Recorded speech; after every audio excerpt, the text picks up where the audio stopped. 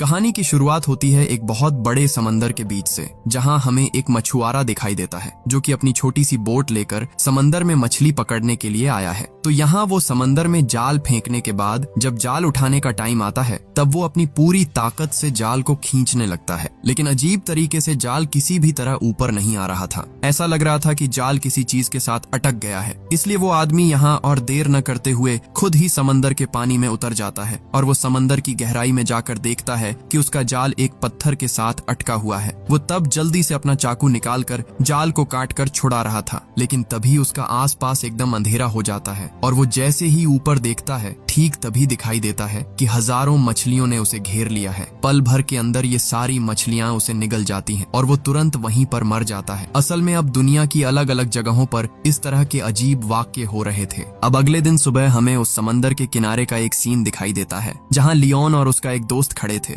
वो लोग basically marine creatures पर रिसर्च करते हैं और वो यहाँ समंदर के किनारे पड़ी हुई एक बहुत बड़ी व्हेल मछली को देख रहे थे जिसका वजन लगभग 30 टन के आसपास था, लेकिन व्हेल की बॉडी पर बहुत सारे चोट के निशान थे और वो मर चुकी थी। लेकिन लियोन को ये किसी भी तरह समझ नहीं आ रहा था कि इतनी बड़ी व्हेल की ये हालत किसने की। लियोन को शक होता है यहाँ के मछुआरों पर, इसलिए लियोन तब एक मछुआरे के पास जाकर जब भी व्हेल के बारे में पूछता है तब वो मछुआरा उसे कुछ न बोलकर उसे अपनी एक बोट के पास ले जाता है जिस बोट पर एक बहुत बड़े साइज की शार्क ने हमला किया था। ये मछुआरा यहाँ लियोन को बताता है कि कल जब वो अपनी बोट लेकर समंदर में गया था तब उसके साथ कुछ ऐसा हुआ था जो इससे पहले कभी नहीं हुआ। बीच समंदर में अचानक ही उसकी बोट के पास बहुत बड़ी बड़ी शार्क आने लगती हैं। शार्क्स के साथ बहुत सारी व्हेल भी थीं और वो इतनी ज्यादा खूंखार हो चुकी थीं कि वो उसकी बोट की हालत एकदम तहस नहस कर रही थी। इसलिए एक मोड़ पर मौत के मुंह से बचने के लिए उसने व्हेल पर हमला किया था। हालांकि ये सब कुछ जानने के बाद लियोन बहुत ज्यादा टेंशन में आ जाता है और उसे ये बिल्कुल समझ नहीं आ रहा था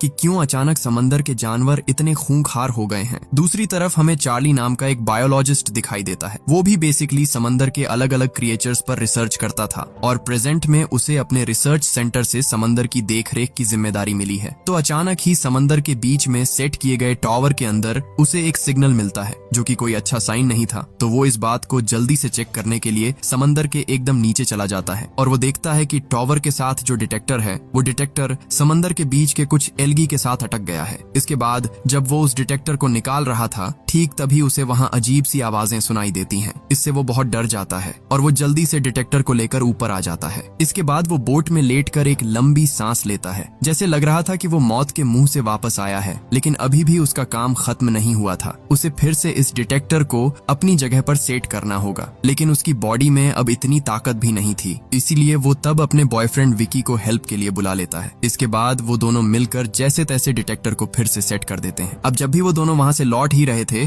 ठीक तभी विकी यहाँ एक चीज नोटिस करता है जो उसने पहले कभी नहीं देखी थी। चार्ली तब उस चीज को खींचकर अपने पास लाता है और वो विकी को वहाँ आग जलाकर एक ट्रिक दिखाता है और वो उसे बोलता है कि ये एक तरह के मरीन क्रिएचर्स हैं जो मरने के बाद लंबे टाइम तक समंदर में तैरते रहने की वजह से ये बेसिकली एक तरह के फायर आइस में बदल जाते हैं और इसमें मीथेन गैस होने की वजह से इनमें आसानी से आग लगाई जा सकती है। ये बात विकी को बहुत ज्यादा इंटरेस्टिंग लगती है, लेकिन तभी चार्ली आसपास देखकर नोटिस करता है कि पूरा समंदर फायर आइस से भर गया है, जो कि कोई नॉर्मल बात नहीं थी। इसलिए चार्ली तब जल्दी से अपनी रिसर्च टीम को ये बात इन्फॉर्म करता है। रिसर्च टीम भी ये देखकर बहुत हैरान हो जाती है और वो चार्ली से कहते हैं कि वो लगातार समंदर की हर चीज पर नजर रखे और वहाँ का हर एक अपडेट उन्हें देता रहे। दूसरी तरफ हमें लियोन दिखाई देता है। लियोन लगभग कुछ दिनों से आसपास की शार्क्स पर नजर रख रहा था, लेकिन इन कुछ दिनों में वो वैसा कोई बदलाव नोटिस नहीं करता है। पर एक दिन देखा जाता है कि अचानक ही वो समंदर की गहराई से अजीब सी आवाजें सुनता है जो कि बिल्कुल भी कोई नॉर्मल आवाज नहीं थी। इसलिए लियोन तब खुद ही एक बोट लेकर समंदर की उस जगह पर जाना चाहता था जहाँ से आवाजें आ रही थीं। एक टूरिस्ट बोट भी उसी तरफ जा रही थी क्योंकि टूरिस्ट शार्क देखने आए थे। इधर लियोन जब अपनी बोट लेकर उस तरफ जा रहा था ठीक तभी उसकी बोट के सामने एक बहुत बड़ी शार्क आ जाती है। पहले तो लियोन काफी डर जाता है, लेकिन यहाँ देखा जाता है कि शार्क असल में खूंखार नहीं थी। वो कुछ देर लियोन की तरफ देखकर चुपचाप चली जाती है। इसलिए लियोन थोड़ा कंफ्यूज्ड हो जाता है क्योंकि उसने पहले सुना था कि समंदर के जानवर बहुत अग्रेसिव हो गए हैं, पर उसे इस बात का कोई सबूत नहीं मिल रहा था। दूसरी दूसरी तरफ टूरिस्ट्स शार्क देखने के लिए बहुत ज्यादा एक्साइटेड थे और इधर पानी के नीचे देखा जाता है कि बहुत सारी शार्क्स टूरिस्ट्स की बोट की तरफ बढ़ी चली आ रही हैं और ऐसे में वहाँ वो बड़ी शार्क भी आ जाती है जिसे लियोन ने कुछ देर पहले देखा था। टूरिस्ट्स ये देखकर बहुत एक्साइटेड हो जाते हैं और वो वहाँ अलग अलग वीडियो बनाने लगते हैं, लेकिन कुछ ही देर में वो शांत शार्क इतनी खूंखार हो जाती है कि वो तुरंत समंदर के नीचे से बाहर आती है और वो सीधे टूरिस्ट्स की बोट के ऊपर कूद जाती है। इससे वो बोट एकदम 2 टुकड़ों में बंट जाती है, जिसके चलते सारे टूरिस्ट्स एकदम पानी में गिर जाते हैं और ठीक तभी वहाँ लियोन आ जाता है। लियोन जैसे तैसे कुछ पैसेंजर्स को बचा पाता है, पर ज्यादातर पैसेंजर्स यहाँ मारे जाते हैं। यहाँ तक कि यहाँ लियोन का सबसे करीबी दोस्त लूसी भी मारा जाता है। लियोन तो बहुत ज्यादा अपसेट हो गया था,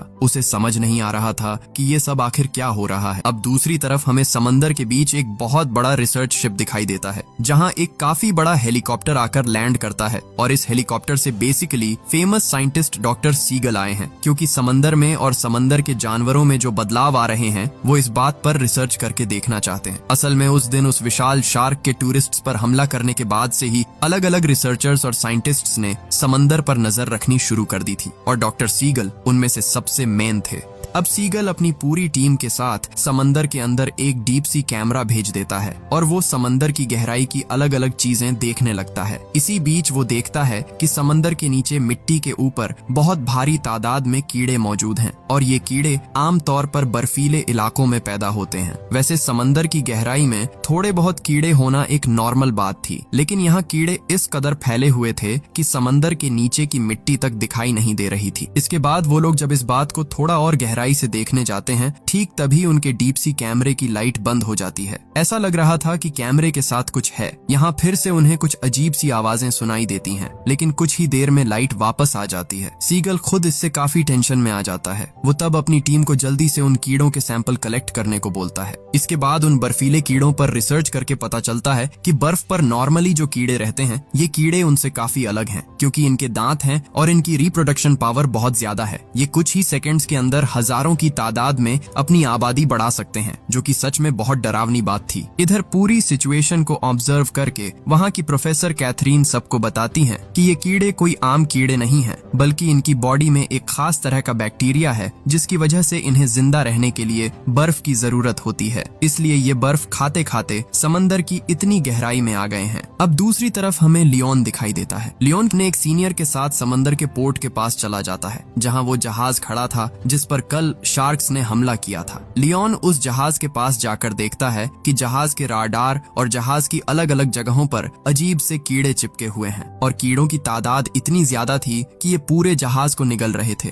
लियोन खुद भी ये देखकर बहुत हैरान हो जाता है। इसके बाद वो अपने सीनियर से जान पाता है कि पहले इन कीड़ों की तादाद बहुत कम थी, लेकिन ये मिनट मिनट में इतना ज्यादा रिप्रोड्यूस कर रहे हैं कि इनकी गिनती बढ़ती ही जा रही है। लियोन तब कीड़ों के कुछ सैंपल लैब में चेक करने के लिए ले जाता है और इन कीड़ों पर रिसर्च के बाद उन्हें एक बात पता चलती है, वो ये कि इन कीड़ों की बॉडी में कुछ ऐसा इन्फेक्शन था जो इससे पहले कभी किसी मरीन क्रिएचर की बॉडी में नहीं पाया गया था। लियोन को ऐसा लग रहा था कि यह मानव जाति के लिए कोई बहुत बड़ा इशारा है, शायद पृथ्वी बहुत बड़ी मुसीबत का सामना करने वाली है। इसलिए वो तब जल्दी से अपनी टीम को लेकर आता है और उस विशाल साइज की शार्क को रिसर्च के लिए ले आता है, जो कि समंदर के किनारे मरी हुई पड़ी थी। और वो उस शार्क पर रिसर्च करके देखता है कि उस शार्क के दिमाग के अंदर ठीक वही इन्फेक्शन मौजूद है जो जहाज पर चिपके कीड़ों की बॉडी में था। यानी मरीन क्रिएचर्स में जो बदलाव दिखाई दे रहे थे वो बेसिकली इसी इन्फेक्शन के बैक्टीरिया की वजह से हो रहे हैं। लेकिन यहाँ एक बात बेहद हैरान करने वाली थी, वो यह कि समंदर का हर एक जानवर अगर इन्फेक्टेड होता है तो उन्हें अलग अलग बैक्टीरिया इन्फेक्ट करते हैं। इसलिए यह कभी भी पॉसिबल नहीं है कि जो बैक्टीरिया इतने छोटे जीवों पर हमला कर पाया है वो इतने विशाल साइज की शार्क को भी इन्फेक्ट कर दे। अब पूरी सिचुएशन को और साफ तौर पर समझने के लिए लियोन समंदर का एक मैप निकालता है और वो उन सभी जगहों को मार्क करना शुरू कर देता है जहां अब तक शार्क और दूसरे जानवरों ने अजीब बिहेवियर दिखाया था। तो अब पूरे मैप पर मार्क करने के बाद देखा जाता है कि वहां एक अजीब सा पैटर्न बन जाता है जो कि शार्क्स का एक माइग्रेशन रूट था।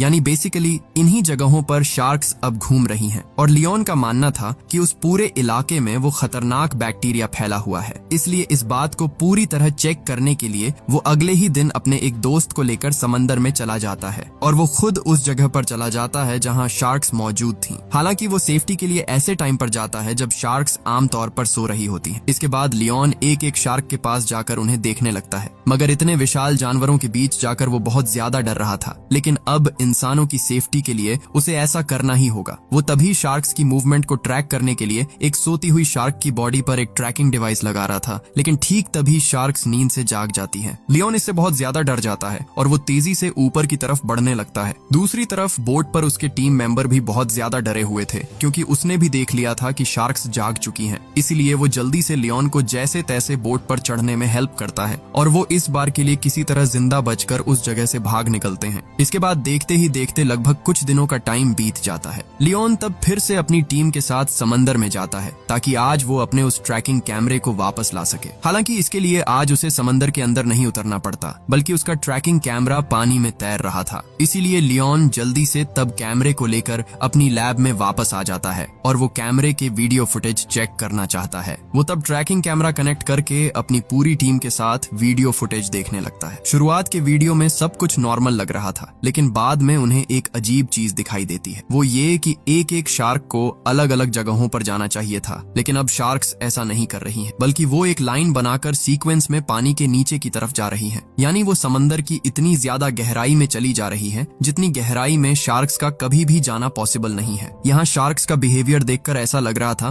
कि शार्क्स को शायद समंदर की गहराई से कोई कंट्रोल कर रहा है। अब वीडियो के बिल्कुल लास्ट सीन में देखा जाता है कि शार्क्स जब समंदर की एकदम गहराई में पहुंचती हैं, तब वहां अजीब सी लाइट जैसा कुछ दिखाई देता है और उसके अंदर से एक बहुत भारी दहाड़ की आवाज आने लगती है और सारी शार्क्स उसी जगह पर जाकर रुक जाती हैं। ऐसा लग रहा था कि यह चीज शायद उन्हें कंट्रोल कर रही है और यह सीन देखकर हर एक साइंटिस्ट एकदम हैरान रह जाता है, क्योंकि ये लाइट जैसी चीज असल में क्या बला है, इस बात का वो अंदाजा भी नहीं लगा पा रहे थे। अब हमें कल रात का एक वाकया दिखाई देता है। एक बहुत बड़ा जहाज समंदर के बीच से जा रहा था, लेकिन अचानक एक जगह पर आकर जहाज रुक जाता है। यानी जहाज चाहकर भी उस जगह से हिल नहीं पा रहा था। इससे जहाज के अंदर मौजूद सभी लोग बहुत ज्यादा डर जाते हैं और ठीक ऐसे में देखा जाता है कि पूरे जहाज को उस लाइट जैसी चीज ने एकदम घेर लिया है और तुरंत वहां के पानी में अजीब किस्म की लहरें दिखाई देने लगती हैं, जो इससे पहले कभी किसी ने नहीं देखी थी। इसके बाद देखा जाता है कि धीरे धीरे वो लाइट जैसी चीज जहाज को अपनी तरफ खींचना शुरू कर देती है और महज कुछ ही सेकंड्स के अंदर जहाज वहां डूब जाता है। यानी उस लाइट जैसी चीज ने जहाज को अजीब तरीके से क्रश कर दिया। इधर लियोन और बाकी लोग जब वो फुटेज देख रहे थे, तब उन्हें समंदर के नीचे वो डूबा हुआ जहाज दिखाई देता है और जहाज की कंडीशन देखकर वो समझ जाते हैं कि ये जहाज 2-4 दिनों के अंदर ही डूबा है और इस जहाज के डूबने के पीछे जरूर कोई और वजह है, क्योंकि पिछले 1 महीने के अंदर समंदर में कोई तूफान या ऐसा कुछ भी नहीं आया था। अब इस बात को लेकर सभी साइंटिस्ट्स के बीच भी कंफ्यूजन शुरू हो जाता है। लेकिन उनके बीच जो सबसे बड़े साइंटिस्ट थे यानी सीगल, उन्हें यहाँ चार्ली की बातें लॉजिकल लग रही थी, क्योंकि असल में पिछले कुछ दिनों से जो भी वाकये हो रहे थे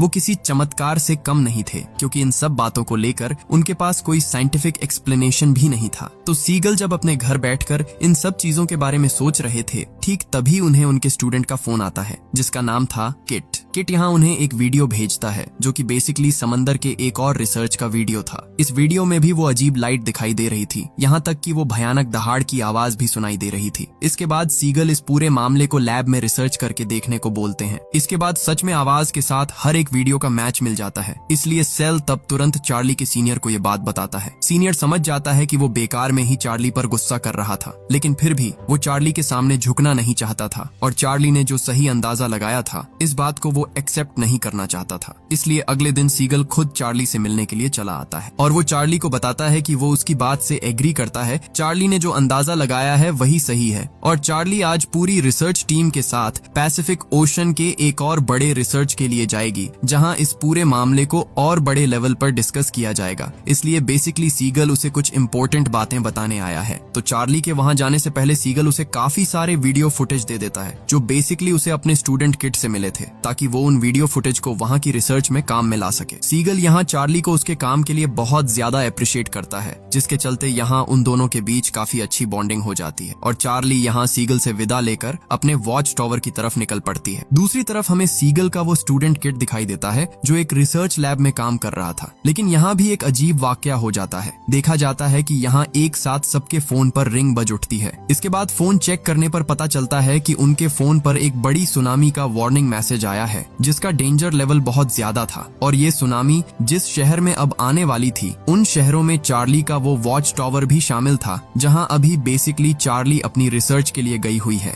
ये खबर मिलने पर किट तब चार्ली को बार बार फोन करने लगता है ताकि वो उसे सावधान कर सके, लेकिन चार्ली बेसिकली अपना फोन अपने घर पर ही भूल कर आ गई थी, इसलिए चार्ली से फोन पर किसी भी तरह कांटेक्ट नहीं हो पा रहा था। इस वजह से किट तब जल्दी से सीगल को ये बात इन्फॉर्म करता है ताकि वो चार्ली को उस वॉच टावर में जाने से मना कर सके, लेकिन चार्ली तो ऑलरेडी वहां पहुंच चुकी थी। फिर भी सीगल तब जल्दी से अपने हेलीकॉप्टर की हेल्प से जैसे तैसे चार्ली के वॉच टावर तक पहुंच जाता है। और सुनामी जब उसके वॉच टावर को एकदम तोड़कर तहस नहस करने वाली थी, ठीक उसके कुछ मिनट पहले सीगल उसे किसी तरह बचाकर हेलीकॉप्टर में चढ़ा लेता है और वो लोग नीचे देखते हैं कि चार्ली का पूरा वॉच टावर पल भर के अंदर पानी में समा जाता है। फिर भी आज सीगल की वजह से किसी तरह चार्ली की जान बच जाती है, मगर इस दौरान फिर से दुनिया की अलग अलग जगहों पर अजीब अजीब चीजें हो रही थीं। कहीं कहीं आसमान में झुंड के झुंड पक्षी उड़ रहे थे, तो कहीं कहीं सुनामी आने के बजाय समंदर का वाटर लेवल नीचे गिर रहा था, जिसके चलते समंदर के किनारे सूख रहे थे।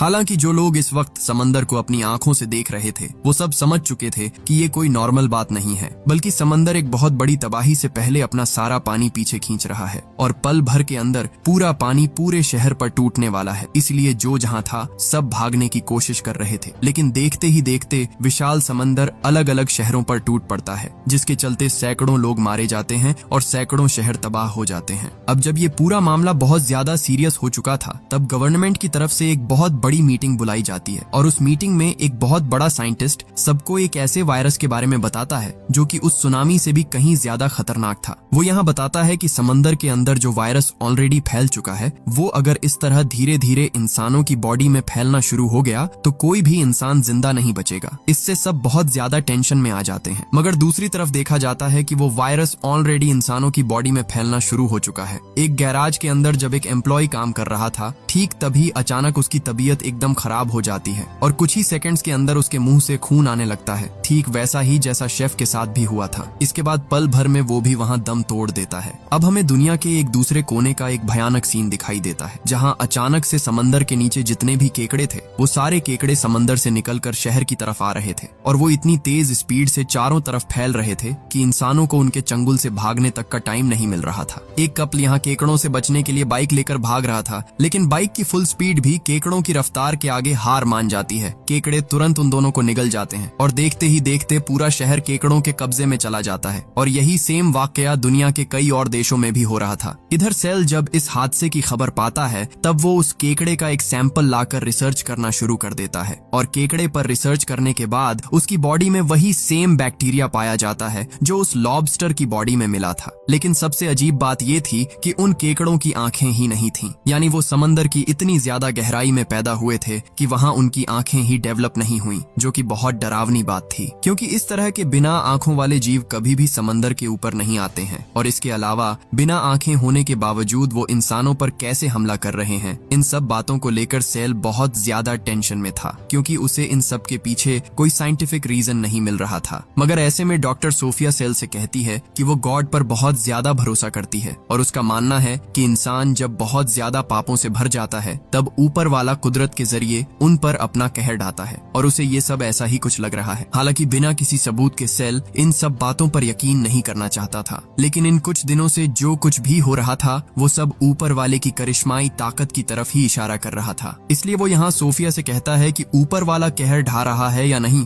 ये तो मैं नहीं जानता, लेकिन मेरा इतना भरोसा जरूर है कि समंदर के अंदर कोई ऐसी मिस्टीरियस चीज है जो इंसानों से कहीं ज्यादा पावरफुल है और उसने पूरे समंदर को अपने कंट्रोल में ले लिया है। शायद वो इंसानों से उनके साथ हुए अन्याय का बदला ले रही है, इसलिए अगर अभी सावधान नहीं हुए तो पूरी पृथ्वी तबाह हो जाएगी। इस वजह से सेल इस पूरे मामले को दुनिया के सामने रखने के लिए फिर से एक प्रेस कॉन्फ्रेंस में जाता है और वो सबको समझाने की कोशिश करता है कि जो कुछ भी हो रहा है वो नॉर्मल नहीं है, हर चीज के पीछे किसी मिस्टीरियस पावर का हाथ है। शायद ऊपर वाला खुद कुदरत के जरिए इंसानों से बदला ले रहा है, इंसानों को खत्म कर रहा है, इसलिए अभी सबको सावधान होकर ऊपर वाले से दुआ करनी चाहिए। लेकिन यहाँ कई बड़े बड़े ऑफिसर्स सेल की बात पर बहुत जोर से हंस रहे थे क्योंकि सेल की बातों का कोई साइंटिफिक एक्सप्लेनेशन नहीं था। मगर सेल जब यहाँ अपनी बातों के कुछ लॉजिक्स और वीडियो फुटेज दिखाता है तब यहाँ मौजूद कई लोगों के मन में इस बात को लेकर डर बैठ जाता है। यहाँ तक कि देखा जाता है कि सेल के साथ वीडियो कॉन्फ्रेंस में समंदर के वो साइंटिस्ट्स की टीम भी जुड़ी हुई थी जो लोग इस मामले पर काफी दिनों से रिसर्च कर रहे थे। तो सेल यहाँ जो कुछ भी कह रहा था उस सबसे साइंटिस्ट्स की पूरी टीम एग्री कर रही थी, क्योंकि अचानक विशाल शार्क्स का बार बार इंसानों पर हमला करना, समंदर की भयानक सुनामी का इंसानों को तबाह कर देना, समंदर से केकड़ों का बाहर आकर इंसानों को निगल जाना और साथ ही समंदर की उस रहस्यमयी लाइट के अंदर पूरे जहाज का समा जाना, ये सब किसी मिस्टीरियस वाकये के बिना कुछ और हो ही नहीं सकता। इसके बाद देखा जाता है कि सीगल तब सेल के साथ एक मीटिंग अरेंज करता है। साथ ही वो यहाँ उन सभी साइंटिस्ट्स को भी बुलाता है जिन्होंने बेसिकली समंदर के अलग अलग मिस्टीरियस वाकये देखे थे। तो सीगल तब उन सब के साथ इस मुद्दे पर डिस्कशन करना शुरू करता है, मगर काफी बातचीत के बाद भी यहाँ कोई साइंटिफिक रीजन नहीं मिल पाता है। इसलिए वो सब डिसाइड करते हैं कि वो इस पूरे मामले को फिर से एक मिस्ट्री के तौर पर ही एक्सप्लेन करेंगे, क्योंकि इसके अलावा उनके पास और कोई रास्ता नहीं है। मगर इस बात से उनकी सबसे सीनियर प्रोफेसर कैथरीन वहाँ से चली जाती हैं और वो टीम से हमेशा के लिए बाहर हो जाती हैं, क्योंकि वो जानती हैं कि दुनिया का कोई भी इंसान साइंटिफिक एक्सप्लेनेशन के बिना उनकी बातों पर यकीन नहीं करेगा। इसलिए जहाँ उनकी कोई वैल्यू नहीं है वहाँ वो नहीं रहेंगी। मगर उनके चले जाने से उनकी टीम का बहुत बड़ा लॉस हो जाएगा और उनकी इस रिसर्च को उनके बिना पूरा करना नामुमकिन बात थी, क्योंकि अगर वो चली गईं तो गवर्नमेंट की तरफ से रिसर्च के लिए उन्हें पैसा भी नहीं दिया जाएगा। फिर भी सीगल यहाँ पूरी रिसर्च की जिम्मेदारी खुद अपने कंधों पर ले लेता है और वो गवर्नमेंट की मीटिंग के जरिए सबको समझाकर कहता है कि उनके पास अब सिर्फ एक ही रास्ता बचा है। उन्होंने समंदर के अंदर जो मिस्टीरियस चीज देखी है उन्हें जैसे भी हो उसके साथ कम्युनिकेट करना होगा और उसी से जानना होगा कि आखिर वो चाहती क्या है। और उसका अंदाजा था कि वो चीज बेसिकली समंदर के सबसे गहरे पॉइंट पर मौजूद है और उन्होंने रिसर्च के लिए उस चीज का नाम इल रखा है। इसलिए रिसर्च के लिए उन्हें बहुत बड़े फंड की जरूरत थी, लेकिन सीगल की इस तरह की अजीब बातों पर कोई भी यकीन नहीं कर रहा था। इसलिए उन्होंने सीधे सीधे उसे फंड देने से मना कर दिया। इससे सीगल बहुत ज्यादा टेंशन में आ जाता है। लेकिन उसी दिन देखा जाता है कि एक बहुत बड़ी जापानी शिपिंग कंपनी का मालिक उन्हें फंड देने के लिए रेडी हो जाता है, क्योंकि उसके खुद के अंडर चूंकि बहुत सारे जहाज चलते हैं, इसलिए उसने भी इन सब मिस्टीरियस हादसों के बारे में सुना था। और अगर समंदर सच में इस तरह इंसानों से बदला लेने लगा और इंसान अपने काम के लिए समंदर पर डिपेंड नहीं रह पाए तो सबसे ज्यादा नुकसान उसी का होगा। अब उस जापानी आदमी से फंड मिलने के बाद सीगल जल्दी से अपनी पूरी साइंटिस्ट टीम को रेडी कर लेता है। और अब चूंकि ये रिसर्च बहुत ही ज्यादा खतरनाक थी, इसलिए हर एक साइंटिस्ट अपनी फैमिली से आखिरी बार विदा लेता है, क्योंकि वो जिंदा लौट पाएंगे या नहीं ये कोई नहीं जानता था। तो इसके बाद वो सब तैयारी करके एक बहुत बड़े रिसर्च शिप पर रिसर्च के लिए निकल पड़ते हैं और ऑलरेडी मॉनिटर्स के जरिए समंदर की अलग अलग जगहों पर नजर रखी जा रही थी। तो मॉनिटर के जरिए लोकेशन ट्रैक करते करते वो साउथ डायरेक्शन की तरफ बढ़ने लगते हैं, क्योंकि उस अजीब चीज यानी ईल की आवाज साउथ डायरेक्शन से ही आ रही थी। तो वो जितने ज्यादा आगे जा रहे थे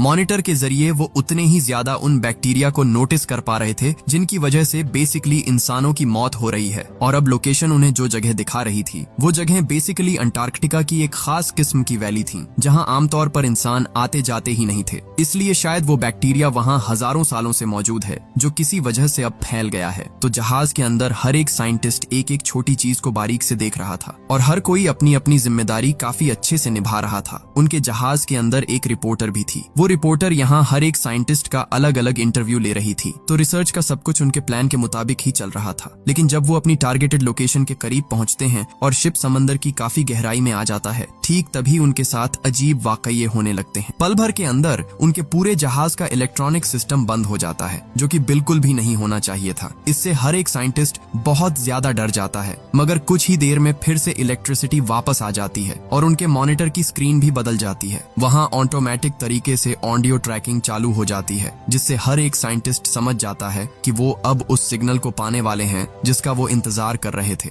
हालांकि वो ये समझ नहीं पा रहे थे कि ईल के साथ वो कम्युनिकेट कैसे करेंगे, लेकिन वो चूंकि ईल को ऊपर वाले का ही कोई कहर मान रहे थे, इसलिए ईल को इमोशनल करने के लिए और उसे कंट्रोल में लाने के लिए वो एक बच्चे के रोने की आवाज समंदर की गहराई में भेज देते हैं, ताकि ईल खुद से उनके साथ कांटेक्ट करने का कोई रास्ता निकाल ले। यानी ये तरीके नॉर्मल साइंटिफिक तरीकों से बिल्कुल अलग थे। मगर इस तरह काफी देर तक इंतजार करने के बाद भी उन्हें ईल की तरफ से कोई सिग्नल नहीं मिल रहा था। तो वो इस तरह घंटों चुपचाप बैठे नहीं रह सकते थे। इसीलिए पूरे मामले को खुद डायरेक्ट चेक करने के लिए चार्ली अपने एक कलीग को लेकर एक वाटर कैप्सूल के जरिए समंदर के नीचे चली जाती है। लेकिन वो जैसे जैसे धीरे धीरे समंदर की गहराई में जाने लगते हैं, ठीक तभी अजीब तरीके से उनका शिप के साथ कनेक्शन टूट जाता है। शिप की रिसर्च टीम अब किसी भी तरह उनसे कांटेक्ट नहीं कर पा रही थी। इधर देखा जाता है कि अजीब तरीके से उनके कैप्सूल के अंदर का ऑन ऑक्सीजन लेवल कम होने लगता है, यहाँ तक कि कैप्सूल के फंक्शंस भी उल्टे सीधे काम करने लगते हैं। तो चार्ली के साथ उसका जो कलीग था उसका नाम था पोलैंड। ये सब देखकर पोलैंड तब जल्दी से कैप्सूल को ऊपर ले जाने की कोशिश कर रहा था, लेकिन चार्ली उसे ऐसा करने से मना कर देती है। वो कहती है कि वो यहाँ जिंदगी और मौत की रिसर्च के लिए आए हैं, इसलिए अगर वो वापस चले गए तो ये रिसर्च कभी भी पूरी नहीं होगी, और चूंकि वो ईल के बिल्कुल करीब हैं, इसलिए उन्हें थोड़ी और कोशिश करनी होगी। इस वजह से चार्ली तब जानबूझकर कैप्सूल की लाइट्स बंद कर देती है और तुरंत ही उन्हें वहाँ उस बहुत बड़ी लाइट का रिफ्लेक्शन दिखाई देता है और एक भारी दहाड़ भी सुनाई देती है, जिसका नाम उन्होंने बेसिकली इल रखा है। और जब उन्हें याद आता है कि इल एक पूरे जहाज को अपने अंदर समा चुका है, ठीक तभी वो अपने वाटर कैप्सूल को लेकर ऊपर की तरफ आ जाते हैं। इसके बाद जहाज का एक छोटा कंपार्टमेंट खुलने के बाद वो जल्दी से अपने जहाज के अंदर वापस आने में कामयाब हो जाते हैं। और जहाज में लौटते ही सब उनसे जानना चाहते हैं कि क्या उन्होंने समंदर के नीचे कुछ देखा,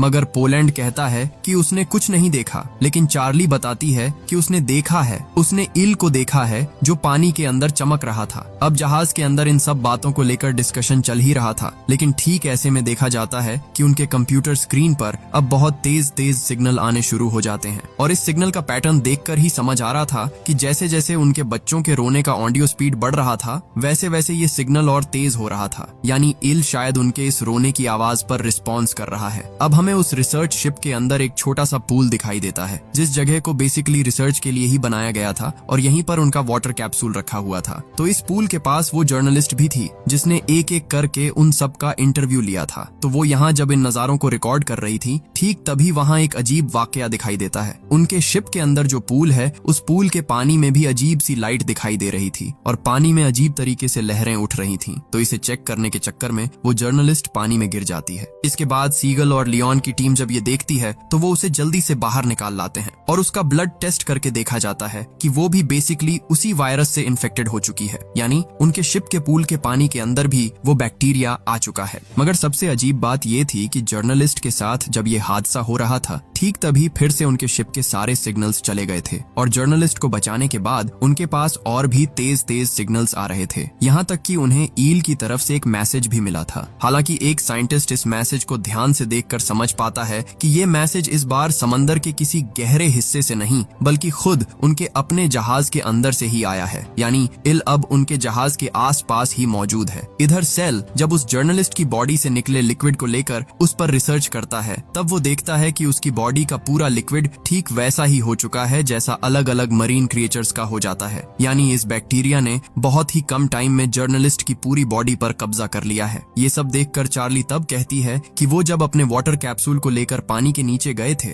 तब अपने वाटर कैप्सूल के ऊपर ही उन्होंने ईल को देखा था। हो सकता है कि उनके वाटर कैप्सूल के जरिए ही वो बैक्टीरिया शिप के अंदर आ गया हो, लेकिन इस बात को चार्ली का कलीग पोलैंड मानने को तैयार नहीं था। इधर ऐसे में उन्हें समंदर की गहराई से फिर से एक बहुत बड़ा सिग्नल मिलता है और सिग्नल का ऑडियो फुटेज चेक करके देखा जाता है कि वहाँ कुछ खास किस्म के शेप्स दिखाई दे रही थीं, जो शेप्स समंदर की गहराई से लेकर इंसानों की आकृति जैसी थीं। तो जब सारे साइंटिस्ट्स उस सिग्नल को देखने में ही बिजी थे, उस वक्त चार्ली शिप के पूल के पास थी और चार्ली यहाँ देखती है कि पूल के अंदर अब और भी ज्यादा लाइट चमक रही है और वो लाइट्स एक साथ मिलकर अलग अलग शेप्स बना रही हैं। अब अगले दिन सुबह देखा जाता है कि जो जापानी ऑफिसर उन्हें रिसर्च के लिए फंड दे रहा था, वो ऑफिसर एक हेलीकॉप्टर के जरिए उनके शिप पर चला आता है, क्योंकि वो रिसर्च के सारे अपडेट्स जानना चाहता था। इसलिए हर एक साइंटिस्ट तब एक जगह बैठकर उसे अपनी रिसर्च की हर एक बात समझाने की कोशिश कर रहा था। कल से हुई रिसर्च के बेस पर वो एक चीज समझ चुके थे कि असल में ये कोई अंधविश्वास या करिश्मा नहीं है, बल्कि वो इल नाम की चीज एक तरह की स्पीशीज है, ठीक जैसा एलियंस को कहा जाता है। यह एक ऐसी स्पीशीज है जो हजारों सालों से पानी के अंदर पहले से ही मौजूद थी, लेकिन यह शायद इंसानों के किसी बिहेवियर की वजह से जाग उठी है और उनके एनवायरनमेंट का बैलेंस बिगड़ने की वजह से वो इंसानों से बदला लेना चाहती है, क्योंकि सैकड़ों सालों से इंसान समंदर पर अत्याचार कर रहा है। इसलिए वो अब किसी भी तरह ये नहीं चाहती कि इंसान फिर से पॉल्यूशन के जरिए उनके समंदर को खराब कर दे या उनका वजूद मिटा दे। इसीलिए बेसिकली वो जानबूझकर समंदर के पानी में बैक्टीरिया फैला रही है ताकि इंसान उनसे दूर हट जाए। लेकिन समंदर ही तो इंसानों की पानी की रिसर्च का एकमात्र जरिया था, इसलिए यह तो कभी भी पॉसिबल नहीं है कि इंसान समंदर छोड़ देगा। वो जापानी ऑफिसर यहाँ इस बारे में सवाल करता है कि इंसानों के लिए समंदर को छोड़ना तो कभी भी पॉसिबल नहीं है, अब वो लोग क्या करेंगे। तब साइंटिस्ट्स उसे खुशी के साथ बताते हैं कि कल से वो स्पीशीज उन्हें बार बार सिग्नल दे रही है, उनके अलग अलग ऑडियो पर रिस्पॉन्स कर रही है, यानी इसका मतलब वो उनके साथ कम्युनिकेट कर रही है। इसलिए वो उनके साथ कॉन्टैक्ट करके बेसिकली एक डील करना करना चाहती है, जिसके जरिए उनका वजूद भी बचा रहेगा और इंसान भी समंदर का पानी यूज कर पाएंगे और शायद वो लोग अपने मिशन के बहुत करीब हैं। दूसरी तरफ हमें साइंटिस्ट्स की एक और टीम दिखाई देती है। उन्होंने यहाँ एक खास किस्म का केमिकल तैयार किया था, जिस केमिकल को पानी में डालने से वो सारे बैक्टीरिया मारे जाएंगे। इसलिए अब कई साइंटिस्ट्स मिलकर डिसाइड करते हैं कि इस केमिकल को वो पूरे समंदर में डालेंगे और बैक्टीरिया को खत्म कर देंगे। लेकिन सीगल इस बात के लिए एग्री नहीं था,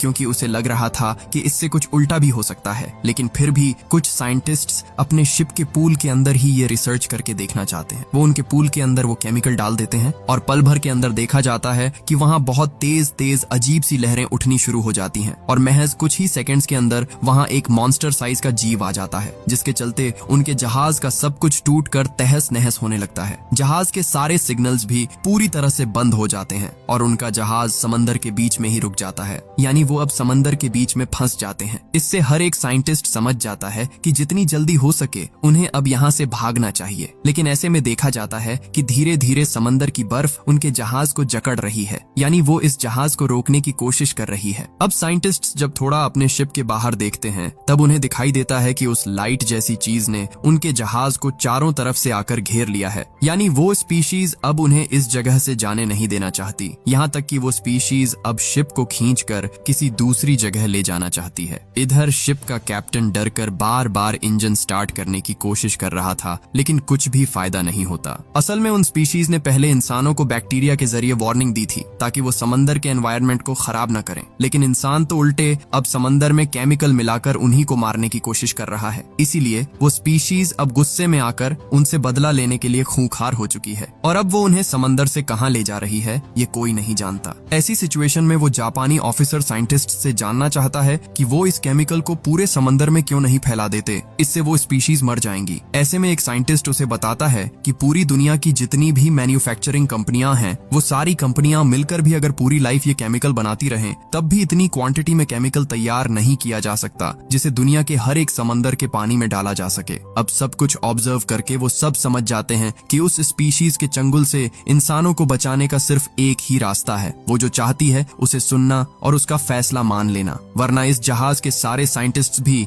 आज मारे जाएंगे। इसके बाद देखा जाता है कि साइंटिस्ट्स जल्दी से उस जर्नलिस्ट की डेड बॉडी लेकर आते हैं और वो इस डेड बॉडी को समंदर में फेंक कर उन स्पीशीज को ये इशारा देना चाहते हैं कि वो उनकी बात मानने के लिए तैयार हैं। इसके बाद वाटर कैप्सूल के जरिए जब उस जर्नलिस्ट की डेड बॉडी को पानी में फेंकने के लिए ले जाया जा रहा था, चार्ली भी तब जल्दी से उस वाटर कैप्सूल में बैठ जाती है और वो यहाँ जानबूझकर अपनी छाती में एक ऐसा इंजेक्शन लगा लेती है जो बेसिकली उसी स्पीशीज के बैक्टीरिया से तैयार किया गया था। यानी यहाँ साफ पता चल रहा था कि मानव जाति को बचाने के लिए चार्ली यहाँ खुद को सैक्रिफाइस करना चाहती है, जो बात उसने अपनी टीम के किसी भी मेंबर को नहीं बताई थी। अब वाटर कैप्सूल लेकर पानी के नीचे आने के बाद चार्ली जल्दी से वाटर कैप्सूल का गेट खोल देती है और धीरे धीरे वहाँ पानी भरना शुरू हो जाता है। इसके बाद चार्ली बेहोश हो जाती है और कुछ देर बाद देखा जाता है कि चार्ली की बॉडी गहरे समंदर के बीच तैर रही है और उनके जहाज से वो स्पीशीज हट चुकी है और वो अब चार्ली को चारों तरफ से घेर चुकी हैं। हालांकि यहाँ उनकी मूवमेंट देखकर साफ पता चल रहा था कि वो शायद अब इंसानों से खुश थीं, क्योंकि चार्ली ने खुद उनके आगे सरेंडर कर दिया था। यानी उन्होंने इंसानों के साथ जो जंग शुरू की थी, उस जंग में इंसानों ने उनके आगे हार मान ली है और वो जीत चुकी हैं। इसके बाद देखा जाता है कि वो स्पीशीज चार्ली को प्रोटेक्ट कर रही थी और उसे समंदर के नीचे जिंदा रखने की कोशिश कर रही थी। अब अगले दिन सुबह देखा जाता है कि उस समंदर के एक किनारे पर चार्ली को होश आ जाता है और चार्ली जब अपनी आंखें खोलकर देखती है, तब हमें दिखाई देता है कि उसकी आंखों के अंदर ठीक वही लाइट चमक रही है जो लाइट बेसिकली उस स्पीशीज की थी। यानी चार्ली को बचाने के जरिए उन्होंने इंसानों के साथ दोस्ती कर ली है और शायद अब फिर से सब कुछ पहले की तरह नॉर्मल हो जाएगा। तो ऐसे ही एक थ्रिलिंग एंडिंग के साथ कहानी यहीं खत्म हो जाती है।